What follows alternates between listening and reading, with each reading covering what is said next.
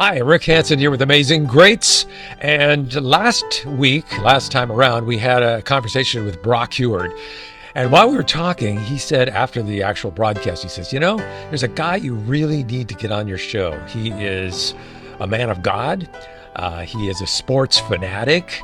He is a producer at ESPN formerly. He's written 2 books. His name's Jason Romano. And so I said, well, yeah, let me give you a shot. So I got hold of Jason, wonderful guy, and we had a wonderful conversation. I think you're going to enjoy this one. Jason Romano on Amazing Greats. We are live from coast to coast, actually. Me on the West Coast and Jason Romano on the East Coast. And what a pleasure. So let me just do a quick little introduction. Jason, a producer at ESPN for 17 years, the developer of Sports Spectrum and the podcast, amongst other things, author of 2 books. That's what you've done and do. But who you are is a follower of Jesus, an awesome dad and husband, and a genuine great guy. And thanks to Brock Heward for introducing the 2 of us together. So how are you today, Jason? Oh, Rick, that's a great introduction. I am doing great, and I'm so glad that Brock introduced us. Brock's been a friend for quite a few years. We both live in a very similar space of sports and faith in Christ, and it's great. When he said, hey, check out what's going on with Rick, I said, I'm in. Just let me know. Yeah. So I'm glad to be here, buddy. This is great. All right. So cool. So as soon as I kind of got the word that you were going to move ahead, I grabbed your first book and had a chance to read. It's called Live to Forgive. And it was so heart-wrenching, so authentic. Before we even got on the air here, I felt like I kind of knew you because I knew your feelings and knew who you were and what you've been through. So if you could just give a quick overview. I don't want to jump too heavy into all of that, but you're the son of an alcoholic dad, and that was not easy. No, I would venture it wasn't easy for any person to grow up or to have a father who's an alcoholic. I grew up with 2 brothers. I'm the oldest of 3 boys. My dad had 3 sons and, married my mom and just struggled with alcohol from a pretty young age. When I was 5 or 6 years old, my parents, were on the verge of a divorce. They got divorced when I think I was 5 actually, when they got divorced. So just thinking about, where I was as a kid, I was very unaware that my dad was going through what he's going through or the beginning stages of his struggle with alcohol. As I got older, I started to recognize that this was a problem and that my dad really was hurting himself and hurting so many others in our family just by the choices that he made with the alcohol, but not just the choice. And it is a choice to start, but then the addiction that came with that. And he just couldn't kick it. And it led to 2 divorces for my dad. It led to strained relationships with me and my brothers. I remember as a kid being 8 or 9 years old, my love of sports that I still have to this day, and I'm almost 49 years old here. My love of sports stems from my dad and from his dad. His dad was my grandfather, George Romano, and we called him Pa. And Pa was the greatest man I've ever known. I actually dedicated Live to Forgive to his memory. He passed away about 15 years ago. But thinking about Pa and my dad, I wouldn't love sports if it wasn't for either of those 2. Now, Pa was not an alcoholic. He was, he drank a little bit here and there, but that was a man who just was a gentle, kind, loving soul who loved his grandkids and loved his son so much. But as my dad got caught up in the drinking and, that led to so many other things, as I got older, I really started to think about, I have a choice too. I could choose to follow the path that my dad chose, or I could choose to try and break that cycle. And this is even before I was a follower of Christ. This is way before this. But I just thought about, I don't want to become my dad. So I'll do anything to try and do the opposite of what he's done. And so that meant, when he was drinking and choosing that world, I chose not to drink. Still to this day, Rick, I've never been drunk in my life. I've had alcohol. I've gotten to the point maybe where I was buzzed, maybe, I don't even know. But I've still to this day in 40, almost 49 years of life, still have not been drunk. And I don't plan on doing that. At this point, we're moving forward here. But I don't particularly like alcohol. That's just my own preference.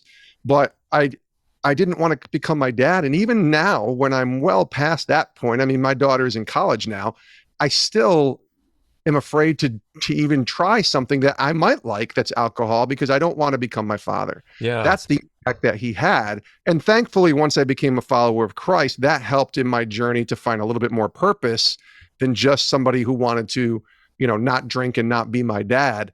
But there was some really, really hard times, and I wrote about a lot of them in the book. We could spend an hour on this. I know. The book was so A lot. intense, and so revealing. It was absolutely phenomenal.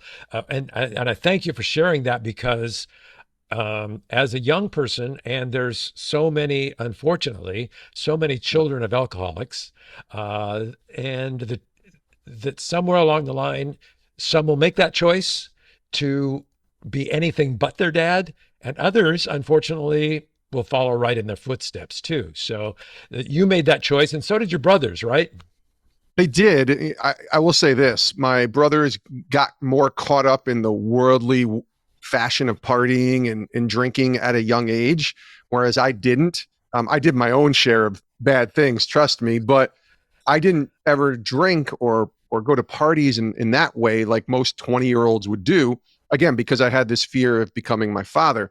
My brothers didn't necessarily have that. They both got caught up in it. Thankfully, now they're both pretty well off and fine in that sense, especially my brother Chris. But they both, had to make choices as well. And I think having kids helped both my brothers with seeing it from a perspective of a father Yeah. and seeing what my dad had done. I know that's what did it for me. And both my brothers are Christians, and knowing that they both made choices to follow Jesus, I think that was also a big pivotal moment for them, as well as myself, to say, okay, we're followers of Christ. We want to conduct ourselves in a way that is pleasing to God and be great ambassadors for him. But also, we are husbands and we are dads, and we want to be as good of an example of that as we can to our own kids. And we never had that as kids from my father. So we looked for it in other places, and certainly my grandfather, and we all had coaches and teachers and people that impacted us that were sort of fatherly figures. But it's not the same as having your own father. And we missed that for quite a few years. Thankfully, the relationship is better. It's not perfect. It's better now with my dad. But, for many years, it was just to the point where I had to isolate myself from him and just do the best I could to not become him. And like you just mentioned, it was years and years and years. It wasn't, and I kind of wanted to end this part of our talk today with a bit of a happy news. Your father is now sober, has Yes. been for a bit of time, and you have healed through forgiveness. And that's kind of the light at the end of this book, is that because I was hoping that it wasn't going to end in something much more tragic than that. Yes. Yeah. But Well, that's the idea of forgiveness, right? I mean, even the title is Live to Forgive. And yet I know people who've been through situations like I have with my father, and it hasn't ended great, or they lost that person that they loved, even though, they might have caused some pain in that person's life. My dad was close to dying, as I depicted in the book, and he almost ended his life. But thankfully, he didn't, and that allowed an opportunity for me. I think I would have forgiven my father even if he did unfortunately die, but he's still alive. And so it gave me an opportunity to forgive him and actually restore or begin the process of restoring a relationship with him. Now, I'm very careful to say this. I say it in the book, Rick, you know this. Forgiveness does not always mean reconciliation. It just doesn't. And so for me, I had to be mindful of that. In fact, the last chapter in the book isn't even mentioned in the table of contents. I don't know if you noticed that. That was intentionally because reconciliation in probably a good amount of relationships where there's been a lot of pain doesn't always take place. And so most people, I want people to learn that forgiveness is what sets them free. If the restoration or reconciliation in the relationship can happen, that's great. Sometimes it can't. for me, I'm grateful that it did. And I was able to help, you know, over a period of time heal and begin a relationship again with my dad. And like I said, you know, as I stand here talking to you in 2022, I'm going to see my dad in a few weeks. I haven't seen him pretty much all year. He lives quite a few hours away and doesn't drive, so that doesn't help to be able to kind of stay connected to him. But we talk at least once a week. It's usually very cordial. It's usually very surface level discussion about sports. Occasionally, I'll try to go a little deeper, but that's just not who my dad is. He's not this philosophical guy that can have deep conversations on real life issues like I can with my mom. But it's a much better place to be with my dad now than it was, you know, a decade ago. So where in the process of all of this going on in your life, where did Jesus come into your life in a real way?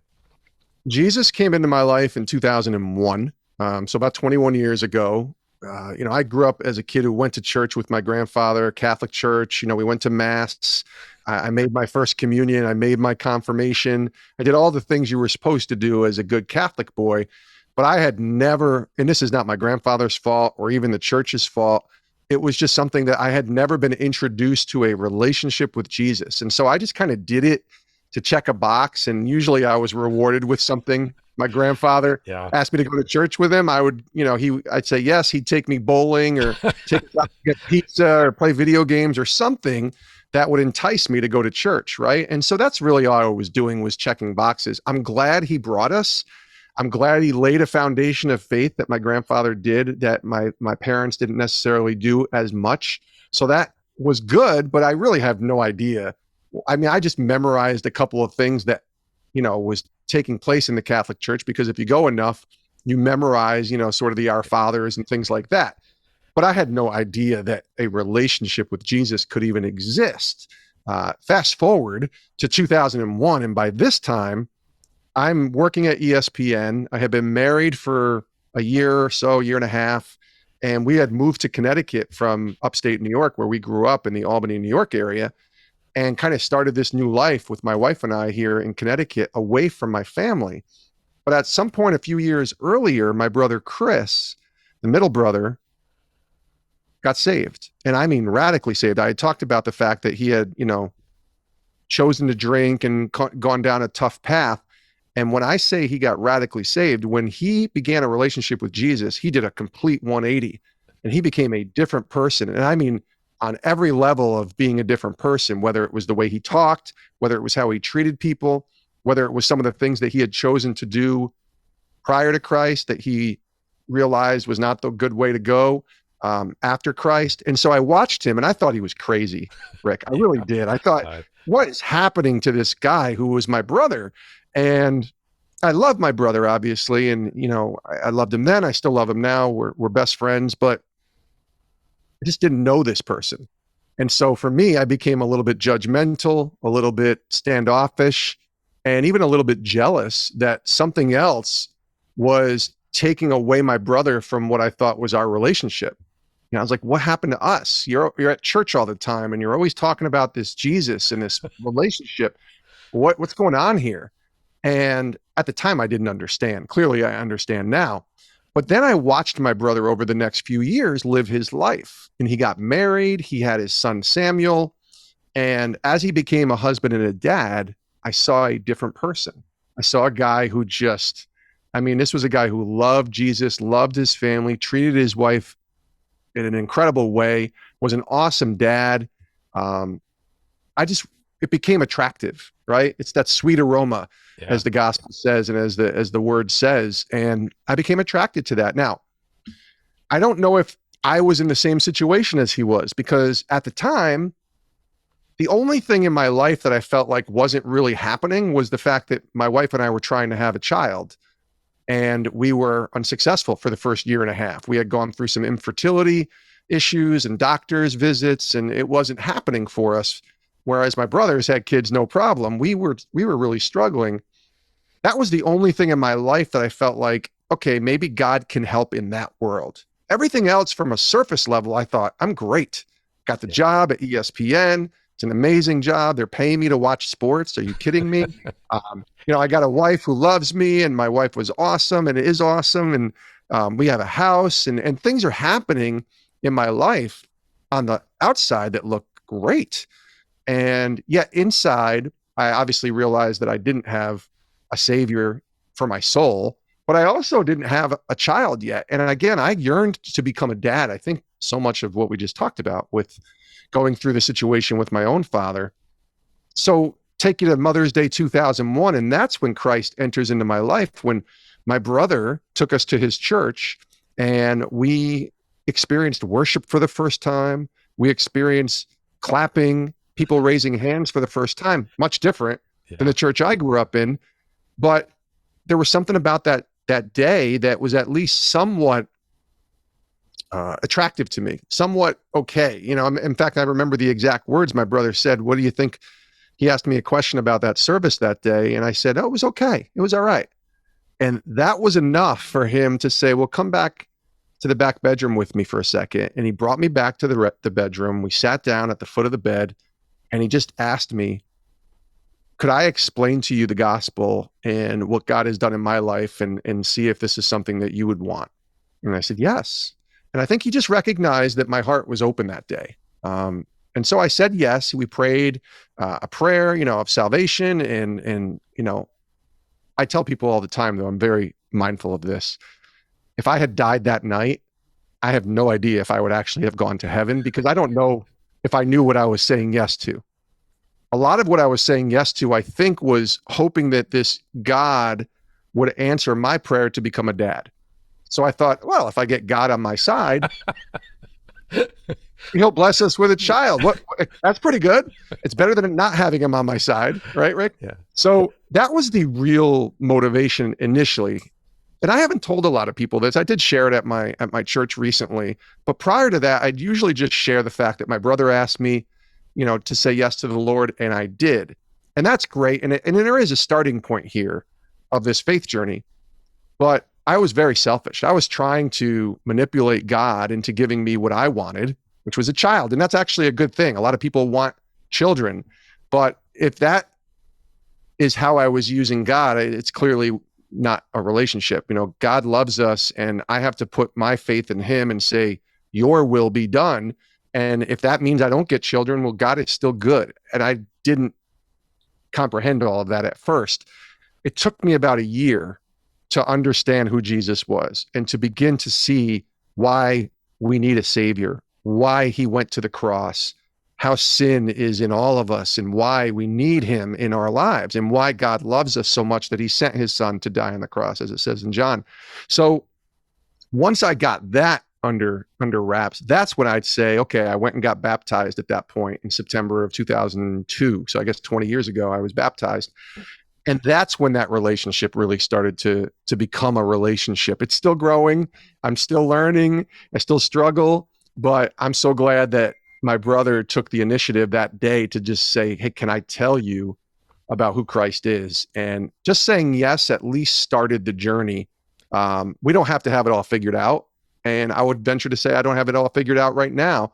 We just have to have an open heart to say yes to the Lord. And I'm thankful that day my brother was willing to ask, and I was grateful that God gave me the willingness to say yes. Wow. I love that story. And it's a parallel story for mine too. I'm a Catholic boy, Yeah. that kind of drifted away, and it didn't make much sense to me at the time. And then my son, who was 14 at the time, went to Christian camp, got baptized, came back. I said, I'll support you and go to church with you. Went to the church, worship music, a rock and roll band on stage, relevant conversation. It was just, and that's the day. And I'm like you, it wasn't like a light went on. It was like, I like this. It was dim, right? It was just a little dim, a dim light that eventually would get brighter. Yes, exactly. So let's talk about ESPN, because I know our audience is anxious to know a little bit about that. You were there 17 years. You were a producer there. So some of our folks probably don't know what that means. What does a producer do at ESPN? Yeah, so that's a sort of generic term, right? I was a producer at ESPN, but over 17 years, I worked behind the scenes. First of all, that's what a producer is. They're the behind the scenes people that you don't see on television every day. But I started out my career at ESPN and the radio side, the National Radio Network. So I was the producer on ESPN Radio for 3 years, and that just meant show prep, topics that we would discuss, fielding phone calls, booking guests, the direction of the show, letting the hosts know where we were going, what time we had to break, all of that stuff. So that's what a producer is, behind the scenes guy in charge of a show. 3 years after that, I moved to the television side. And so for 10 years, I worked on the television side at ESPN on all of the shows that you would know if you watch ESPN, Sports Center, Mike and Mike in the Morning, First Take, NFL Live, Monday Night Football, Sunday NFL Countdown. So all of the shows that you would watch. But my role was talent producer. So that was the title. That only meant that I was the booker. I was the guy who would book guests and secure the guests for all of the shows. So beat writers, athletes, coaches, analysts, authors, you name it. Anybody that could be a guest on a show, I was one of 4 people who would help secure those guests on ESPN television. So that was the 10-year mark. And then the last 4 years, I was a social media producer. This little thing called social media that came into the world in 2009 or 2010. By 2012, they had created this new job on the NFL at ESPN in need of a social media producer, which basically meant you were going to be the social media voice for what the NFL on ESPN is. And I thought, well, I like to go on social media and I know enough about the NFL. Let's go. And so I got this new social media job. Now that's a typical job at ESPN. But in 2012, there weren't many of us.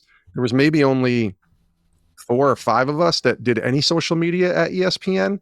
And I'm grateful because that taught me a lot about the digital world that we were entering into and are clearly in right now.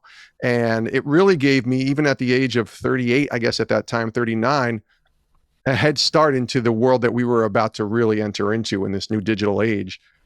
Because social media was looked at by ESPN in 2012 as kind of this, redheaded stepchild over in the corner, or the dog that we're watching for a week. We don't really care about it much, but it's there. We want to make sure that, they're taken care of, but we don't really pay any attention. That's kind of how social media was viewed early on. Now it's everything because it's all about representing the brand, and streaming is like, the biggest thing in the world. So it's come a long way in 10 years, but back then that's what it was. And I finished my career in my last year as the social media manager on Mike and Mike in the Morning on their very popular radio show. And that was one of my favorite years at ESPN, but it was also my last year because I knew that God was kind of calling me into something else. I didn't know what that was. It turned out to be Sports Spectrum, and it turned out to be this amazing sports and faith ministry that I now currently work for. But my gosh, did I have a great time at ESPN. And like I said, producer is sort of a generic term because that's what I was for 17 years, but I had a bunch of different roles within that sort of overarching title of producer. It was kind of a Cinderella story how you got to ESPN in the first place, right? I mean, you were just a kind of a punk kid, went to broadcast school, Yes. and walked in the door. And how did that all happen? Yeah, I wish I could say, that I clearly was destined to be a producer at ESPN. I think in some ways I was, just because of the love of sports that I had. I mean, if you had met me when I was 14, you would have seen a Darryl Strawberry poster on the wall. You would have seen probably a Tony Dorsett poster on the wall. And you definitely would have seen a Larry Bird poster on the wall, because that was my life as a ninth grader in high school. And all I cared about was sports, and I kept stats, and I had notebooks, and I fought my brothers for the sports page in the newspaper every single day. So I knew that sports was what I loved. I certainly didn't know if I could translate that into a career, much less a career at ESPN.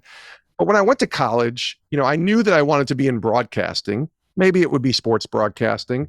And when I got out of college, I worked for 3 years in a local radio station in Albany, New York, where I grew up. And I loved that job. That was so much fun, just being 23, 24, learning about this new form of radio where you're, doing news talk. And, we talked about a lot of things that I had zero interest in, but it was radio and it was broadcasting and it was so much fun. And it was really where you cut your teeth and you learn about how radio works and how media works and how to be a professional and what's okay and what's not okay, to talk about and to say and to do. So at that time, I had applied for a job at ESPN on this thing called the internet, which was new at this time in 1998. And they had jobs listed on the internet. And I thought, you know what? I got nothing to lose.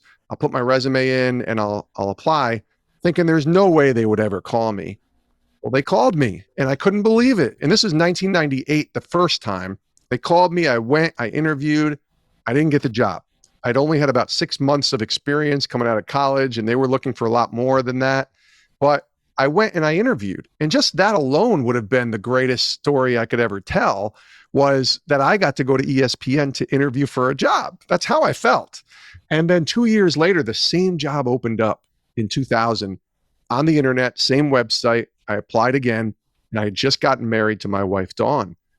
And I remember walking in the day that I had applied. I applied for the job at work at the radio station, and then, which you're probably not supposed to do, by the way, apply for another job. Saying that out loud makes me realize I was applying for a job at somewhere else at my current job. But I think it would have been okay knowing that it was ESPN and it was probably not going to happen. Yeah. But I remember coming home that day from work and I said to my wife, I said, "Hey, honey, how do you feel about moving to Connecticut?" And she's like, "What are you talking about?" And I said, "Well, I just applied for a job at ESPN, and if they call me and they offer me the job, I'm going to take it, and we're going to move to Connecticut. So hopefully you're good with that." And she just looked at me like I had 3 heads and thought I was nuts. And quite honestly, I thought I was nuts too. I didn't say that thinking it was actually going to happen. I really said that thinking it wasn't going to happen, and just kind of to make a funny joke or whatever. Well, lo and behold, they called me back, same people that I interviewed with 2 years earlier. And long story short, I got the job. And I remember my wife, kind of crying a little bit and realizing that, oh, this is real now. And we're actually going to Connecticut. Thankfully, my wife was super supportive and, knew that this was kind of a dream job of sorts for me. And it was hard because she was very close to her family, still is. And thankfully, Bristol, Connecticut's only 2 hours from Albany, New York. So we can jump in the car and go see my family anytime we want. And we have done that many, many, many times. But it meant moving to Connecticut and starting a new life. And again, this is before I had a faith in Jesus. So none of that was in the cards, but moving to Connecticut was definitely in the cards. And we made that move. And now, in hindsight, somebody might say, "Well, that was lucky," but in hindsight, now that you know Jesus and now you have a relationship, you're saying, "Oh, he was a part of that." Even before. Oh, completely. I didn't have a relationship with him yet, but he was ordering my steps clearly at that time, and I realized now where I am today. And it's funny. I just went and told my wife, that I had just interviewed Al Horford from the Boston Celtics for my podcast right before I'm talking to you. And I'm a big Celtics fan now. I didn't tell Al Horford that I'm a Celtics fan because I wanted to be professional, of course, with my job. I didn't want there to be any bias. If he asked me afterwards, I certainly would have told him. But I went downstairs to my wife and I said, "I just interviewed Al Horford. And I'm 49 years old and I worked at ESPN for 17 years and I still get excited for my job." And that's why I say God clearly knew what he was doing when I was 9 or 10 or 11 years old and, had notebooks of watching sports, and just because he birthed into me this passion and this love for sports. What I didn't know he was going to do was turn that into an opportunity to then point people to Jesus. No idea that would ever happen. But now I get to talk to Al Horford as a Celtics fan and certainly, get excited about that. But then I got to ask Al Horford about his walk with Jesus, and he got to talk about that. And honestly, he told me, he said, "This is the only reason I said yes to this interview, Jason. I'm a pretty private guy, but I want to talk about my faith and I want people to know about how great God is." So when you asked about that, I'm all in. And I thought, how crazy is God that he would take me through this journey as a sports fan through ESPN before and after Christ, and then to where I am now, where I'm doing the job that ultimately I've always wanted to do, but just in a completely different way than I could have ever thought possible, which is host a show and interview these athletes that I admire so much, but do it in a way that's completely different than, an ESPN where I'm talking about Jesus. I mean, That's only God, Rick, Yeah. only God. Well, let's make that transition here in our conversation too, then to what you are doing now, which Mm, is Sports Spectrum, and that's in some ways associated with professional athletes outreach, right? Um, yes, but you that had to be a very difficult decision, or maybe it wasn't, to it was. leave a kind of a cush great job at ESPN and say, bye bye, I'm going to go do this other thing. How did you make that decision? Was it a struggle or was it easy? It was not easy. But it's weird. I wouldn't say it was easy, but I had peace throughout the idea, that whole time of making the decision. I'll take you through this real quick. 2015, I had been 15 years at ESPN, and I attended a conference in Nashville, Tennessee, with a bunch of other social media managers doing a very similar job that I was doing.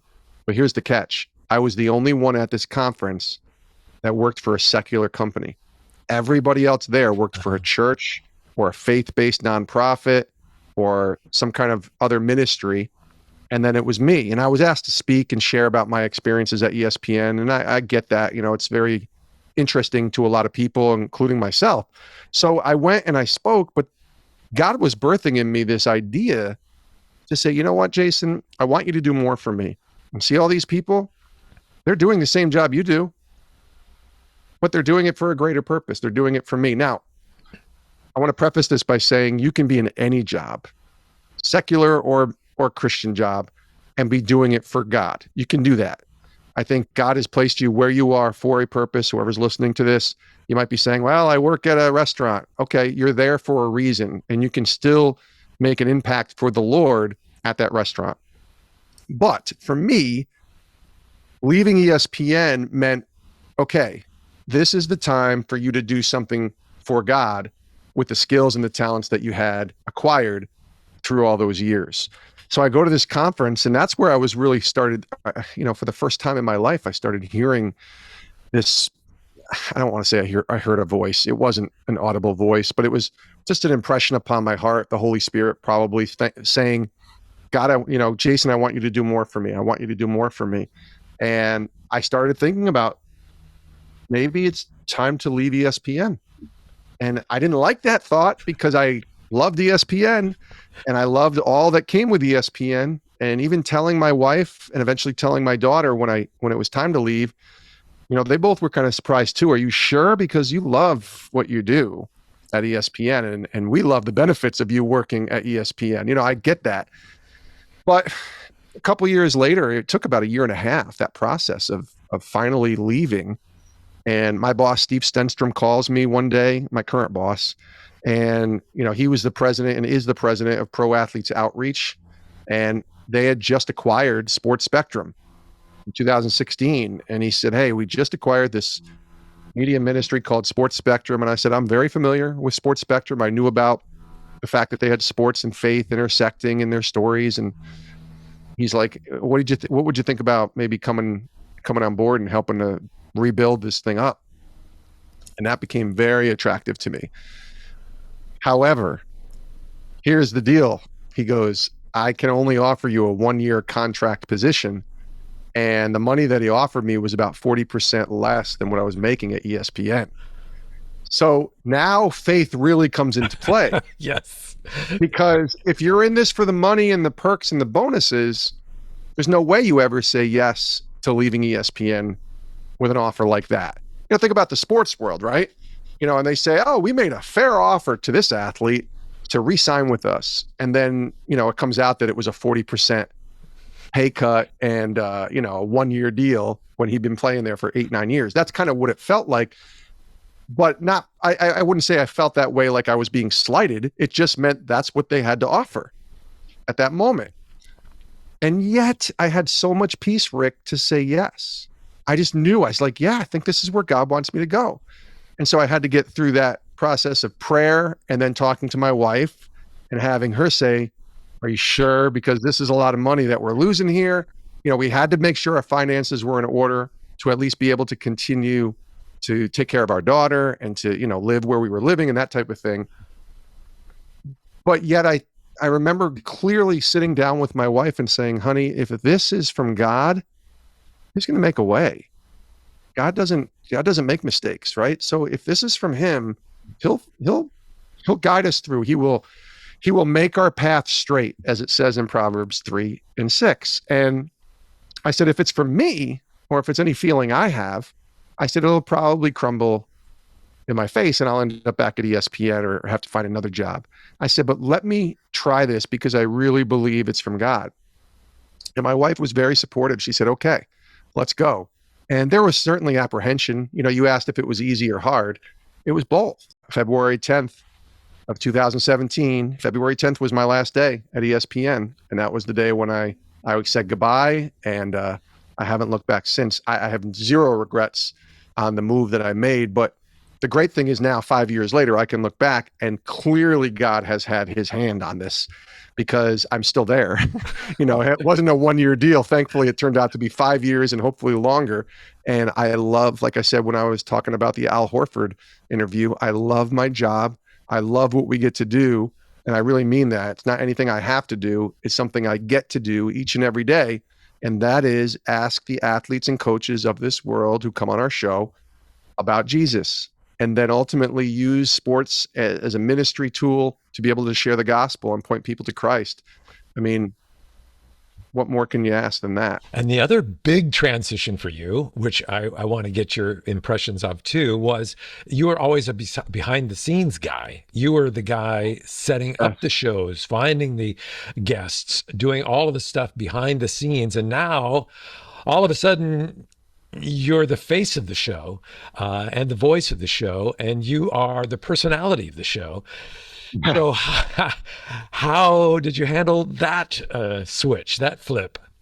That was a big one for me because when my boss told me about the opportunity to come to Sports Spectrum, when Steve called me and said, hey, we want to, it wasn't even a call. It was a in-person, face-to-face meeting in Atlanta, Georgia. And he said, I want you to help restart and rebuild Sports Spectrum, and I want you to host a podcast. And I kind of stopped for a second and I said, you want me to host it? And he goes, yeah, I want you to host it. I said, you realize I haven't hosted anything since college. Are you sure? He goes, well, you worked with the greatest broadcasters in the world at ESPN. You know how to do an interview. I said, I do, but not with a microphone in my hand. He goes, no, you know what type of questions to ask, how to facilitate a conversation. You're a pretty smart guy. I think you can do it. And having his backing and one of my other former colleagues, Raymond, their backing to me to push me towards something that was very uncomfortable initially was the best thing that they could have done, because it anytime we enter into something that's uncomfortable, usually when we enter into it and we don't back away from it or avoid it, we get stronger through it, and we probably are much better for it when we come out on the other end. And now, yeah, it's natural to me now, 5 years later, to host a show and to hold a microphone. But here's the funny thing about all this, Rick. If you look in my high school yearbook, which is over there somewhere next to my other books, there's, each person who's graduating, the seniors, have like a little blurb about them. And one of it said, what's your, greatest ambition? And I said, to be the greatest sports broadcaster since Howard Cosell. Wow. No, I'm not the greatest broadcaster. This tells you the time. It was 1991. I'm not the greatest broadcaster since Howard Cosell, but I wanted to be a broadcaster. And when I went to college, I hosted shows and I was on air. I was in front of the microphone. I was in front of a camera. I was hosting a sports talk show. These are the things that I wanted to do for the rest of my life when I was in college. And it wasn't until I got out of college and realized I'm working with these professionals who are a million times better than me. And I got the opportunity to be a producer, and I was a pretty good producer. Even from the early stages, I recognized this is a pretty good talent that I have, and I loved my job. So that's what took me down the producer path.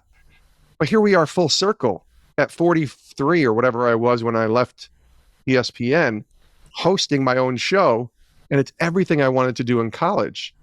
It's just happened in such a weird way. And the show isn't exactly the type of show that I wanted to host when I was 18, but how great is God, right? Like, to see him put me in a position now where I don't even know if I'm any good at this, to be honest with you. Rick. I still think a producer is just in my genes. I know how to do that. You want me to come and produce your show? I could produce it in my sleep. Hosting a show, I think I'm much more comfortable with it. I don't know how good I am at it, but God has continued to give me this platform and this opportunity, and I want to continue to honor that. Yeah. I do love it, though. I do love And having Al I Fletcher might come just on. throw in that you are quite amazing at it as well. I appreciate that. And welcome everyone to the show. I am Jason. This is the Sports Spectrum podcast. My email address, jason@sportspectrum.com. Ben Roethlisberger, welcome to Sports Spectrum. How are you? Doing well, thank you. It's good to have you here. We're really excited to talk to you. Is it weird when somebody calls you a former NFL quarterback now? A little bit. I don't know that it's quite sunk in all the way yet. You know, it just feels like a normal off season right now. You have a lot of people come up that say, man, I've been watching you since I was a little kid, and that makes me feel really old and formerish. So I see guys like Brock Heward and others on ESPN, and I think, man, they are just so talented at what they do. And I try to humble myself, obviously, but when I get a chance to talk to people like Al Horford or people like, any of my heroes, Darryl Strawberry or whatever, when I talk to those guys, I still go back to being 10 years old or 15 years old and wanting to just pinch myself that I'm being paid. And it's not even about being paid, but I'm being paid and I have a job that I get to do that's broadcasting. But even more now, it's to point people to Jesus. How it's such a unique role that I have, and it's only God. I said that earlier, but it's still the truth. It's really only God. It's nothing that I could have done on my own merit because I don't deserve this at all. He was grooming you through ESPN. He was grooming you, first of all, being a producer, then the whole world of technology. That was your last 4 years there, and that's where you are right now. You're streaming to thousands and thousands of people in a whole different way than you remember back in high school at the radio station, right? The first thing I ever did when I got to college, my freshman year, first day in radio and TV announcing 101, which was the class I took, was to splice a reel-to-reel with a, oh my gosh, with, you take the razor blade and you cut the splice, and then you take this tape and you have to learn how to edit, and then you have to splice the reel, and then you have to cue up the reel. Anybody who's over the age of 40 or under the age of 40 has no idea what I'm talking about. But that's what it was in 1991. It was reel to reel, and it was records, and CDs were just coming along. Cassettes were around. And now it's just hit a button on Zoom, record, boom, there's the file. How in the world did that happen? Yeah. But here we are. And so, he was definitely grooming me. And it was quite, even my time at ESPN when I first started was still using a little bit of the reel to reel stuff. We were faxing our requests, yes, on letterhead. Email was part of it, but the email wasn't even considered an official way to request an interview in 2000. So just in 20 years, and how quickly that changed at ESPN to adopt to the new world order, if you will, of digital. And now where we are, it's just it's everything. It's everything. So all of the great things that have happened, all of the answered prayers and the things that were gifted to you without prayer, there's got to be in the midst of all of that, and I always like this. I don't want to bring it to a downer here, but it's okay. Where were the struggles? Were there times when you said, "Where is God?" and that my prayer was not answered? Did you have moments like that along the way? There were some moments. I think, the struggle of going through infertility for 3.5, almost 4 years with my wife, that was early in my walk with the Lord. But still to this day, when I got that phone call from the nurse, and I got the call, not my wife, she wasn't even home, that my wife was pregnant because we had gone through doctors and doing all the tests. When I got the call, I said, thank you, hung up the phone, and then I wept in a way that I still to this day haven't wept, just thanking God for granting us for this, this child, which hadn't even been born yet. So there was that struggle during those early years, was that, right? And still trusting in God, even when he isn't saying yes to the yes that you want him to say to when you want him to say it, right?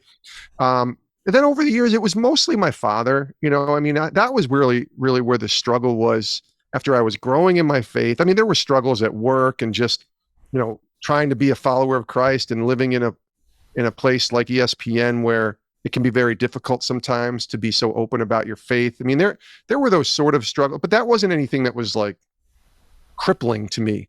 I think it was my dad and just watching him go on this roller coaster ride for many, many years. And you read the book. I wrote so many of those very personal moments when him and I were just not hitting it off. And that's just saying it lightly. I mean, he had some really terrible things to say. He was very verbally abusive when he would drink, never physically abusive, but sometimes those words cut a little deeper than, a punch to the face or something like that. And that was really where the struggle was, and I often tell people this when I speak. I say, listen, I never prayed for my dad to be saved by God, which I should have been praying for. I just prayed for him to get sober. I just thought, okay, God, if you just answer this prayer. And for so many years, he wasn't able to get sober. So that was the struggle, if you will, where the tension with God was, all right, I'm praying for this very simple thing here, God, for you to just simply make my dad stop drinking. And my dad wouldn't stop drinking. And again, that's probably not the way. I know now that that's not how God works. Like, God's going to work in the way that he's going to work, not the way that I want him to work. But again, he did answer that prayer, right? Years later, when my dad was able to get sober, my dad still to this day is not a follower of Jesus, though. So like, even at 71, which is the age my dad's at, and I'm 49, I think about, I don't know how much time he has left. Hopefully it's another 15, 20 years, but it might not be that long. So I don't have a lot of time here to watch my dad become a Christian. Now, I can't save him either, though. That's God's job. That's not mine. So if there's any other tension where I am today, there's other tensions. Like, I want to have a great marriage, and, we're empty nesting now, my wife and I, and that's a whole new world to start to acclimate to. I pray for my marriage a lot. I pray for my daughter in college a lot. I pray for, people at my church who are going through difficult seasons of life, much more difficult than things I've gone through, it feels like, right? But then there's the salvation aspect of my family and my dad. I would say my in-laws, my sister-in-law, my brother-in-law, people on my wife's side. Many of them aren't really serious about their faith or have a deep relationship or any relationship with God. So my prayers go to that. And, I don't want to call it a tension or, a falling away from God on my own merit of, trusting in him. But that's, as you get older, I think you start to realize that you don't have a lot of time. Mm-hmm. We lost my brother-in-law back in January earlier this year, and it was sudden. It was a heart attack in his sleep. He was 53. There was nothing that gave us a heads up that this was going to happen. He seemed to be in great health, and then didn't wake up one day. And the next 2 weeks, I mean, it's been hard still to this day since, but the next 2 weeks we had to begin planning a funeral and putting together all this for my wife's sister's husband. And I remember she asked me, my sister-in-law asked me to speak at this funeral. And it was a very Americanized secular funeral. I'll just say it that way. But I said to them, if you're going to ask me to speak, is it okay that I share the gospel? I have to. And, I don't know if Randy, my brother-in-law, knew Jesus. That's painful to even say. I hope he did. I hope there was a moment for him that I didn't know about. But I didn't see that when I was around him. But when they asked me to speak at his funeral, I felt this heavy weight to share the gospel and make sure I was clearly sharing it. And I didn't want it to be super weird, because that is weird for some people to hear that. I didn't want it to be like, all right, come to the front and raise your hand. I just wanted to just plant a seed at that point, because I knew so many people that were there probably didn't know Christ. They probably grew up in the same kind of setting that I grew up in, that maybe they went to church here and there, checked a couple boxes. And I have no idea what the fruit is from that day. But man, Rick, when you go through a situation like that, it really starts to put the urgency of life in your heart, and understand that we say this, right? It's cliche. Tomorrow's not promised. Well, when it really isn't promised and it happens to you with someone so close to you, like your brother-in-law, my wife and I both realized, what are we doing? Like, we don't have a lot of time here. And so I think going through that has helped us have a little bit of urgency to want to see our families come to faith in Christ. Well, let's at this point say farewell, and thank you so much for your inspiration, your wisdom, your podcast. I encourage our audience to check out Sports Spectrum podcast. It's amazing. You do it frequently. I think, is it like 3 a week? Yeah. 3 a week? Yeah. Holy moly, that is crazy. Yeah. Well, but we love it. We like to talk to so many people, and it gives us, we started out as once a week, Rick, and then we realized I had all these podcasts sitting on the shelf waiting to run. Let's just do 2 a week. Oh, let's just go 3 a week. And there was a point when we were 5 a week. There was a daily show. My goodness. And I said, it's a little too much, and maybe even a little too much in the podcast space for people and the way they consume it. So we found that 3 seems to be a good number for us each week. We have 4 other podcasts on our network, and they're all about once a week or once every other week. Yeah. And then Sports Spectrum also has the daily devotional. It also has a magazine. So there's all kinds of things. And the website address for Sports Spectrum is just simply that, sportspectrum.com. Yes, that's it, sportspectrum.com. And there's devotionals, podcasts, and every day there's going to be a new article or story that's written on our website highlighting an athlete in the world or a coach or a broadcaster that loves Christ. Cool. Thank you for your time. God bless you. I hope we can keep in touch. Do it. I'm already learning a lot from you as we speak and as I read. So great connection. Thank you so much. Rick, thanks for having me. Hopefully this isn't the last time we do a podcast together. And however I can help you, let me know. This was a lot of fun, and thanks for having me. All right. Man, I love the idea that I get to sit here and chat with folks like Jason Romano. What an incredible guy and an incredible story. His books are fantastic. His podcast is amazing. It's called Sports Spectrum, and you can get it at sportspectrum.com. So make sure to check out Jason Romano. Thank you for watching Amazing Greats or listening to Amazing Greats, whichever it might be. And we will look forward to seeing you next time. Remember, if you can share this with someone, that'd be great. If you subscribe, that's great. If you like it, that's great. And it all helps to get us a bigger and better audience each and every week. Thank you for watching Amazing Greats.